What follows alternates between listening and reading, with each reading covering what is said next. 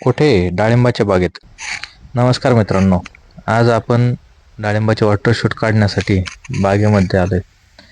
झाडाच्या साईडनी बुंध्यात जे वॉटरशूट निघलेत ते काढले तर झाडाची ग्रोथ चांगली होते. तुम्ही पाहू शकताय ह्या लाईनचे वॉटरशूट काढल्यानंतर झाड कसं दिसतंय. छानपैकी झाडांची वाढ झालेली आहे.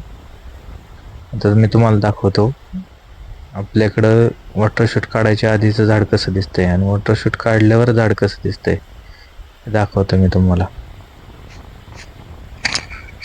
तुम्ही पाहू शकताय हे झाड आहे, हे वॉटरशूट काढायच्या आधीचं झाड आहे आणि वॉटरशूट काढल्यावर असं दिसतं. वॉटरशूट काढायचंच काम चालूच होतं तर तिकडून पांडा शेट आले. काय